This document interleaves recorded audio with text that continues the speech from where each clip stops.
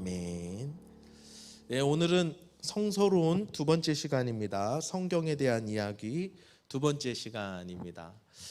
성경 오늘 말씀의 제목은 영혼 미백 화장품 말씀 이렇게 지어봤습니다. 여러분 많은 중독이 있죠. 중독이 좋은 말은 아닌데 여러 가지 중독이 있습니다. 우리 청소년들에게 가장 친숙한 중독은 아무래도 인터넷 중독 또는 게임 중독 이런 게 우리 청소년들에게는 가장 친숙한 중독이겠죠. 설마 알코올 중독이 벌써 친숙하면 여러분 절대 안 됩니다. 그거는 평생 동안 친숙해지면 안 되는 겁니다. 인터넷도 마찬가지고요. 그런데 이 많은 중독들이 있는데요. 중독자들이 하나같이 하는 말이 있어요. 공통적으로 모든 중독자들이 공통적으로 하는 생각이 있습니다. 그건 뭐냐면요. 주변에서 이 어떤 전문가가 그 중독자한테 이렇게 말합니다. 당신은 지금 인터넷 중독입니다. 당신은 지금 게임 중독입니다. 당신은 지금 알코올 중독입니다. 이런 식으로 말을 하면요. 그 생각을 받아들이지 않아요. 부정합니다. 그리고는 스스로 나는 중독이 아니야. 난 얼마든지 이걸 멈출 수 있어 라고 생각한다는 거죠.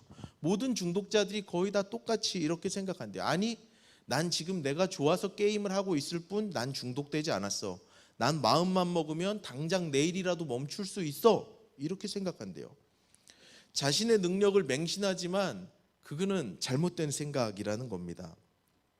한번 중독이 되면요, 자기 힘으로는 절대로 그것을 끊어낼 수가 없다고 합니다. 그것이 무엇이든 중독되기 시작하면 자기 힘으로는 절대로 그 중독에서 빠져나올 수가 없대요. 그런데 그 사람은 자기는 혼자 끊어낼 수 있다고, 난 내가 게임이 좋아서 하는 거지 중독 아니야 라고 자신의 능력을 맹신하면서 나는 오늘이라도 당장 끊을 수 있어 이렇게 생각한다는 거예요. 자, 자기의 힘으로는 그 중독을 절대로 끊어낼 수 없다면 어떻게 그 사람은 중독에서 해방될 수 있을까요? 내 안에서의 힘으로는, 내 안에 있는 힘으로 그 중독을 극복할 수 없다면 어떻게 해야 할까요? 외부로부터 오는 힘의 작용이 필요합니다. 내 스스로는 그 중독을 절대로 끊어낼 수 없기 때문에 외부로부터 주입되는 어떤 강한 힘이 필요한 것이죠. 그래서요, 그 강한 힘은 전문가와의 상담이 될 수 있기도 하고요. 때로는 적절한 약물 치료가 도움이 될 수 있습니다.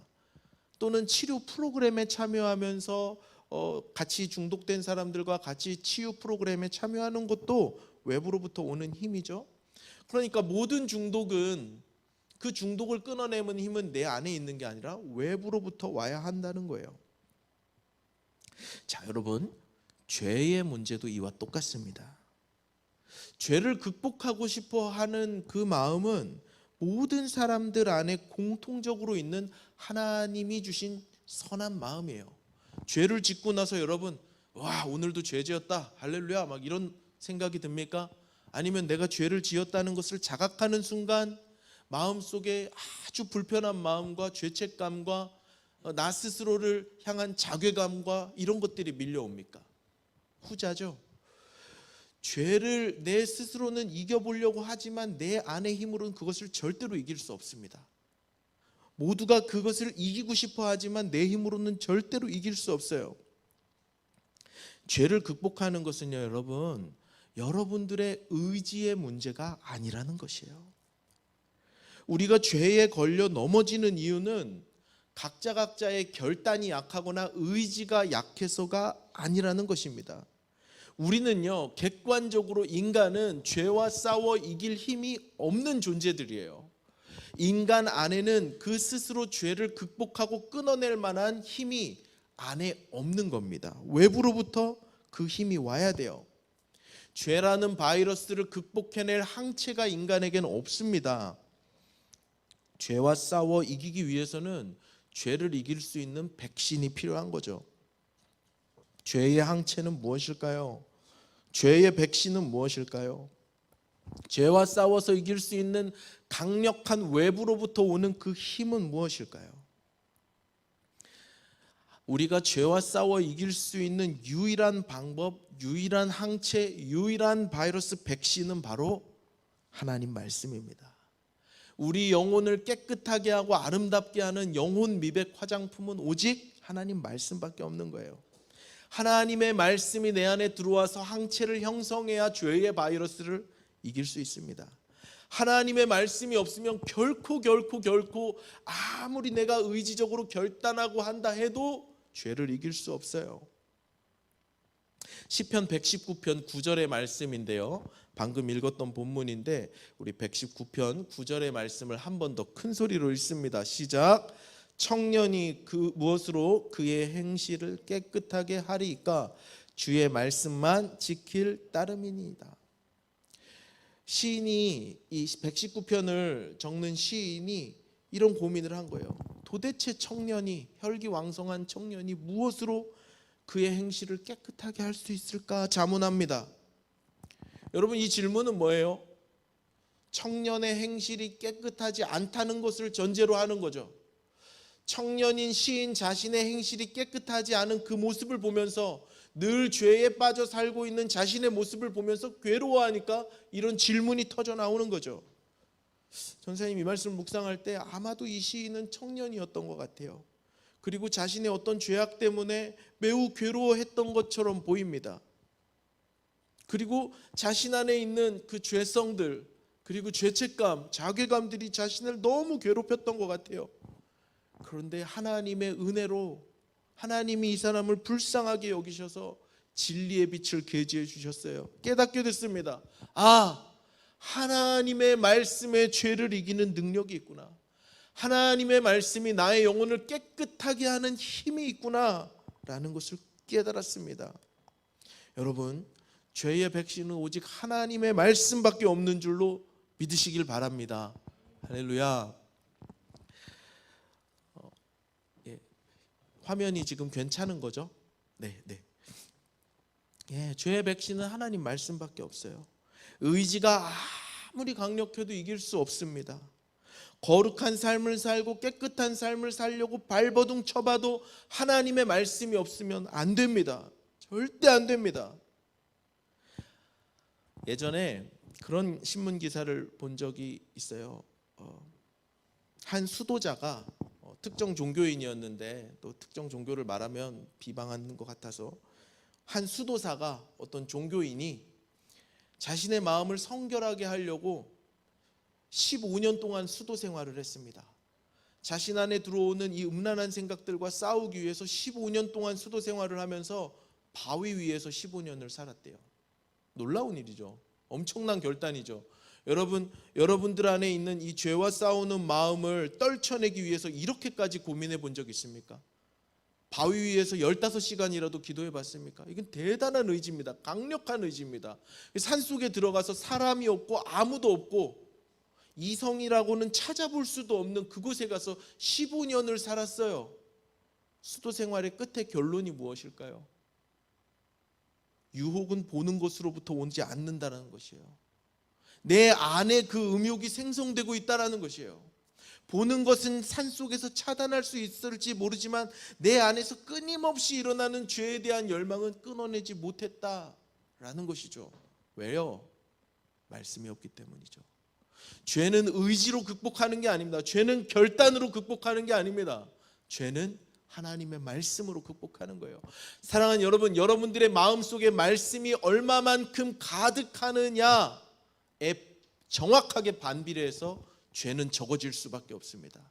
여러분의 마음속에 하나님의 말씀이 적으면 적을수록 죄는 반비례해서 커질 수밖에 없습니다.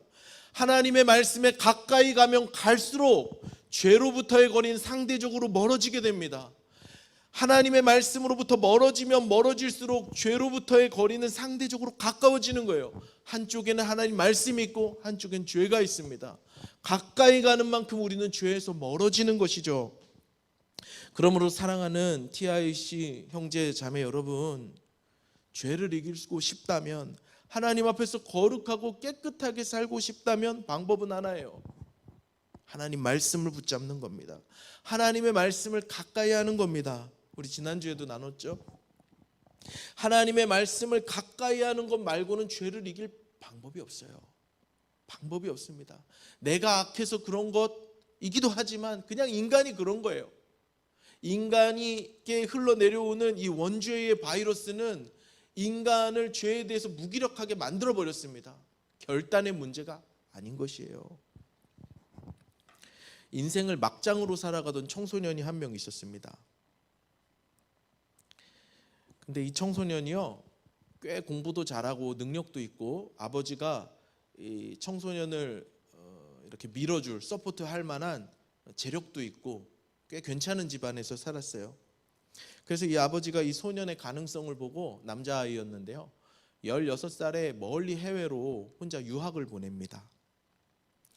자, 유학길에 오른 이 소년이 거기서 공부를 잘하고 아버지의 뜻을 받들어서 열심히 공부해서 훌륭한 사람이 됐으면 참 좋았을 텐데, 그러지 못하고 유학길에 올랐더니 타락하기 시작했어요. 술을 가까이 하고요, 해서는 안 될 일들을 계속하면서 이 친구가 살았습니다. 16살의 유학길에 떠났는데 17이 되던 해에 안타깝게도 이단에까지 빠져버렸어요. 마니교라는 이단에 빠져서 타락합니다. 걷잡을 수 없이 이 친구의 인생이 추락하는 거죠. 16, 17 아직 청소년인데 TIC에 왔어야 하는데 이 친구가 안타깝게도 17살부터는 여자친구를 만나서 여자친구와 동거합니다. 애도 낳아요.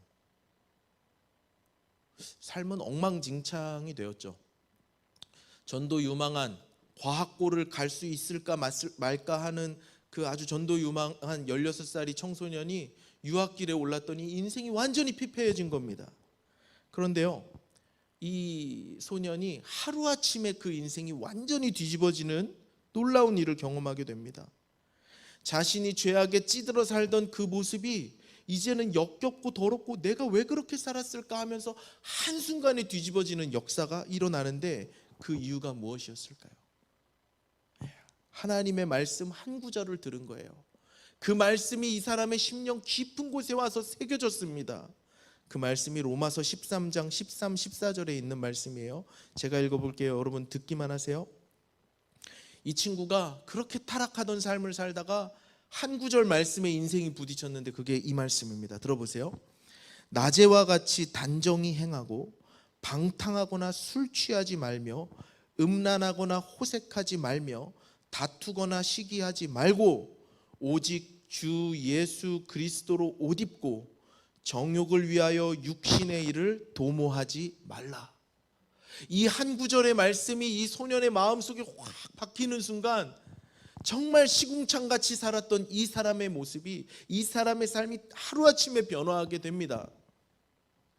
완전히 새로운 사람이 되었어요. 완전히 변화된, 거룩하고 성화된 인생을 살았습니다.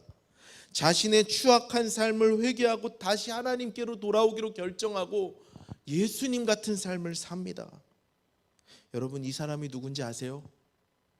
이 사람은 지금으로부터 1700년 전에 살았던 성 아우구스티누스라는 사람입니다. 성 어거스틴이라고도 하는데요, 외국 미국식 발음으로는. 이 성 어거스틴이 어떤 사람이냐, 300~400년대 활동했던 사람이에요. 근데 이 사람은요, 300~400년대 그래서 하나님에 대한 신학적인 글을 이만큼을 써놨는데 300년대 이후에 1700년 동안 지금까지 나온 수많은 신학자들, 수천 명의 신학자들은 다 이 어거스틴이 했던 이야기를 반복하고 있습니다. 그만큼 대단한 사람이에요. 이 사람 이후에 태어난 모든 인간 신학자는 모두 다 이 사람의 영향을 받습니다. 교단 가릴 거 없이 다, 전부 다요. 굉장히 훌륭한 신학자이자 목회자인 것이죠. 엄청난 사람이 되었어요. 어거스틴이 정말 타락한 인생을 살던 그런 청소년의 삶에서 어떻게 기독교 역사상 가장 위대한 인물이 될 수 있었을까요? 하나님 말씀이에요. 많이도 아닙니다. 한 구절의 말씀이 이 사람 영혼 깊은 곳에 각인되니까 완전히 삶이 변하는 것이에요. 그 한 구절의 말씀을 붙잡았기 때문에 이 사람의 인생이 완전히 변화되었습니다. 하나님의 말씀을 이후에 읽고 배우고 연구하며 하나님 말씀으로 자신을 깨끗하게 하고 깨끗하게 했기 때문에 이 성 어거스틴의 삶은 완전히 변화될 수 있었던 것이죠. 사랑하는 여러분, 죄를 끊어내고 싶은 마음이 있다면, 이 어거스틴처럼 완전히 새로운 삶을 살고 싶은 분들이 있다면 하나님의 말씀을 가까이 할 수 있기를 주님의 이름으로 축복합니다. 하나님의 말씀이 내 안에 가득한 만큼 내 안에 가득했던 죄악은 없어지게 되는 거예요. 내 속에서 죄를 밀어내려고 하지 말고 하나님 말씀으로 채워내려고 하세요. 하나님의 말씀을 채우고 또 채우다 보면 언젠가 내 안에 있던 죄가 점점 사라지는 것을 보게 될 것입니다. 저는 저와 여러분이 하나님의 말씀으로 날마다 충만해서 죄로부터 자유한 하나님의 사람들 될 수 있기를 주님의 이름으로 축복합니다. 아멘. 자, 여러분, 오직 하나님의 말씀만이 우리를 죄로부터 지켜주고 죄로부터 이기게 하는 능력이 되는데 중요한 게 하나 있습니다. 한 가지 더 이야기하고 싶은 사실이 있어요. 중요한 게 있는데요. 여러분, 지금 곰곰이 생각하면서 이 설교를 들어보세요. 하나님의 말씀은 지금 어디에 있습니까? 여러분들에게 있어서 하나님의 말씀은 지금 어디에 있어요? 어디에 있어요, 여러분? 하나님 말씀이 지금 어디에 있습니까? 굉장히 좀 추상적인 질문이고 어려운 질문일 수 있는데 한번 생각해 보세요. 하나님 말씀은 어디에 있어요? 생각해 보십시오. 이 시편 119편을 기록했던 시인은요, 하나님의 말씀을 그의 마음에 두었다라고 노래하고 있습니다. 본문 11절의 말씀인데요, 우리 11절의 말씀을 또 한번 큰 소리로 읽어보겠습니다. 시작. 내가 주께 범죄하지 아니하려 하여 주의 말씀을 내 마음에 두었나이다. 시인은 범죄하지 않기 위해서 하나님의 말씀을 내 마음 속에 두었대요. 시인에게 있어서, 박시인, 우리 중학교 1학년 시인아 보고 있니? 사랑하는 시인아, 그래. 시인에게 있어서 하나님의 말씀의 위치는 어디였는가? 그 사람의 마음이었어요. 이거는 굉장히 중요한 말이에요. 좀 생각해 봅시다. 하나님의 말씀이 우리 마음 안에 있어야, 하나님의 말씀의 위치가 우리 마음이 되어야 죄를 이길 수 있다는 거예요. 출애굽기 19장에 보면요, 모세가 이스라엘 백성들을 데리고 출애굽해서 시내산에 올라갑니다. 그리고 40일 금식 기도를 하면서 하나님의 율법을 받는데, 처음 주신 그 율법의 말씀은 하나님이 어디에 기록해 주셨을까요? 돌판에 기록해 주셨습니다. 출애굽기 그 19장 20장 아마도 거기 읽어보면 이 돌판은 친히 하나님이 하나님의 손으로 적어주신 것이라고 이렇게 나와 있어요. 그러니까 하나님의 필기 노트는 돌판이었어요. 하나님의 말씀이 처음에는 돌판에 새겨져 있었습니다. 하나님의 말씀이 기록돼서 이렇게 새겨져서 있는 곳은 돌판이었어요. 근데 그 돌판에 있는 말씀은 이스라엘 백성들에게 어떠한 영향도 주지 않았습니다. 그 돌판에 있는 말씀으로 우상 숭배를 떨쳐내지 못했어요. 왜요? 그 말씀의 위치가 돌판이었기 때문이에요. 그 말씀의 위치가 내 속에 있지 않았기 때문입니다. 사랑하는 여러분, 21세기의 돌판은 종이에요. 집에 성경책 한 권 없는 사람 없습니다. 그리고 어플에도 요새는 있죠. 이 성경 말씀이 여전히 책 속에만 들어있다면 이것으로는 우리는 이길 수 없어요. 이것으로는 그냥 활자화된 그 말씀으로는 우린 죄를 이길 수 없습니다. 그럼 명심보감하고 다를 게 없어요. 그냥 고대 속담이나 이스라엘의 격언하고는 다를 게 없습니다. 생명력이 없습니다. 활자화된 말씀이 중요한 게 아니라 그 말씀이 내 속에 들어오는 게 중요한 것이에요. 그 말씀이 내 속에 들어와 내 마음에 있을 때 그 말씀이 죄를 이기는 능력이 되는 것이에요. 하나님의 말씀이 내 마음 안에 있을 때 그것이 정말 생명력 있는 말씀이 된다는 거예요. 이스라엘 사람들이요, 이 마음이라고 말하는 단어는 이 히브리어로 레브라고 한대요. 레브. 근데 이 레브라는 말의 뜻은요, 사실 마음이라는 것도 있지만 속사람, 그러니까 이스라엘 사람들은, 옛날 사람들은, 요즘도 그렇지만 이 껍데기 육체의 사람 안에 어떤 사람이 하나 더 있다고 생각했어요. 그래서 이 레브의 뜻은 inner man입니다. 안에 있는 사람. 그리고 mind라는 뜻도 있고 will, 의지라는 뜻도 있고 heart라는 뜻도 있어요. 하나님의 말씀이 내 안에 있다는 건 뭐예요?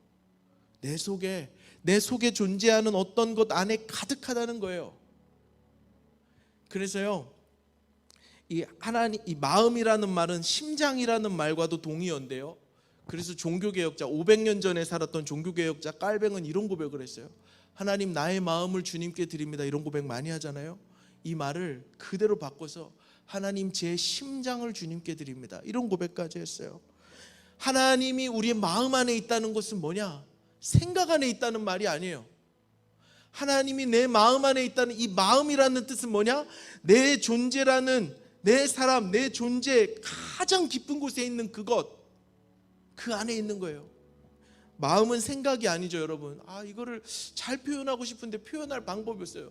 마음은 여러분 생각이 아니에요. 지식이 아니에요. 사랑하는 사람을 잃으면 그 사랑하는 사람을 떠나보려면 머리가 아픕니까? 마음이 아프죠. 가슴이 아프죠. 거기에 하나님 말씀이 들어가 있어야 됩니다. 내가 주께 범죄하지 아니하려요, 하나님의 말씀을 내 마음에 두었다는 것은 그거를 암송하거나 기억하거나 메모리한다는 뜻이 아닙니다. 내 존재 가장 깊은 곳에 하나님 말씀이 들어있어야 죄를 이길 수 있는 거예요. 활자화된 건 의미가 없습니다.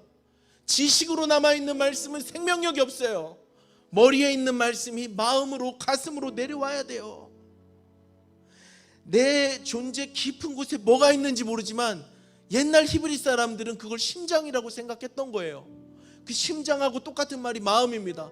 좌심방, 우심방, 우심실, 좌심실에 뭐가 있는지 모르지만 그 안에 하나님의 말씀이 있다고 생각한 거예요. 그래야 우리가 말씀으로 죄를 이길 수 있습니다. 사랑하는 여러분, 여러분의 존재 가장 깊은 곳에 흐르는 것은 무엇입니까?